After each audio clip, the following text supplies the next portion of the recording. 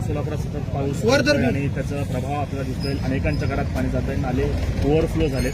महापालिकेची यंत्रणा कशा पद्धतीने काम करते, आपण काय पाहणी केलं? याचा महत्त्वाचा विषय की महापालिकेत गेले 2 वर्ष निवडणुका झाल्या नाहीत. फकच आहे तिकडे लोकप्रतिनिधी नसल्यामुळे इकडे दबाव अभावी थोडासा हलगर्जीपणा दिसून येतो महानगरपालिकेच्या पूर्ण कार्यात.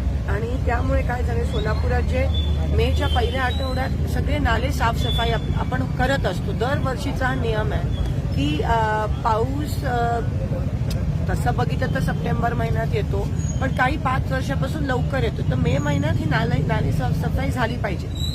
आता मी मगासपासून सगळे जेवढे सोलापूरचे मेन नाले तिथे मी जाऊन आली. अशा एकंदरीत दिसून येते की हे फक्त वरवर झालंय काम. हे ज्या खोला ज्या पद्धतीत झालं पाहिजे होतं ते झालं नाही आहे. आणि त्यामुळे जो परवा पाऊस पडला, जवळजवळ 80 mm पडला, त्याच्यामुळे सगळे नाले ओव्हरफ्लो झालेत, चोकअप झालेत. ड्रेनेज सिस्टीम पूर्ण सोलापूर शहराची खोळंबली आहे आणि लोकांच्या घरात पाणी शिरलंय, खालून पाणी येत आहे लोकांच्या घरात. हे होतं दरवर्षी, पण हे आज एवढ्याशा पावसात एवढं लवकर झालंय. तर मला असं वाटतं हे महापालिकेच्या अधिकाऱ्यांनी हे थोडंसं सिरियसली घेणं गरजेचं आहे.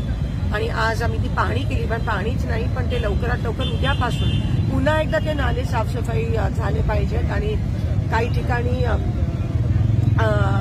स्टॉर्म ड्रेन क्लिनिंग झालं पाहिजे, ते पण झालं नाहीये. आणि जो आपण 99 कोटीचा जो प्रस्ताव दिला आहे तो आचारसंहितेमुळे प्रलंबित होता.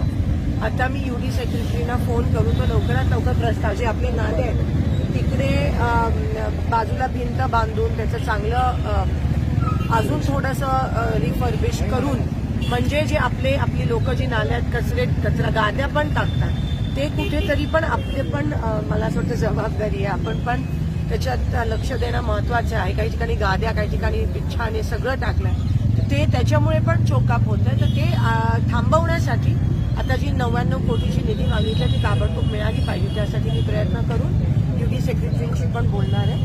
आणि उद्या 3:30 वाजता आपण महापालिका आयुक्त एक आढावा बैठक घेणार आहोत. कारण का पाऊस आहे, नाले साफसफाई झाली पाहिजे, रस्ते काही ठिकाणी खचले ते बंद झालं पाहिजे आणि पाणी पुरवठा पण सुरळीत झाला पाहिजे. त्यासोबत आता 6 वाजता कलेक्टरांकडे पण ग्रामीण भागातला पाण्याचा जो प्रश्न आहे त्याचा पण आढावा, कारण का अतिवृष्टीमुळे काही घरं त्या ठिकाणी पडलेत, काही शेतींचं नुकसान झालं, ते लवकरात लवकर ती पण निधी मिळाली पाहिजे. त्यासाठी आपण मिटिंग घेतोय, आम्ही सगळे कामाला लागलो. आपत्कालीन व्यवस्थापना आपल्याला दिसत नाही. अनेकांचे फोन महापालिकेला पुन्हा करायचं, जिल्हा प्रशासनाला संपर्क पुन्हा करायचं, कुठलीच यंत्रणा जाहीर केलेली नाहीये. त्यामुळे देखील नागरिकांची तारांबळ होते. नाही, 100% जसं मी म्हणाली थोडासा हलगर्जीपणा दिसतोय. कारण का निवडणुका नसल्यामुळे कोणाचा दबाव त्या ठिकाणी आता GB होत असतं, महापौर असतात, एवढे नगरसेवक असतात. आता काही नाहीये, सगळं आरामात चाललंय.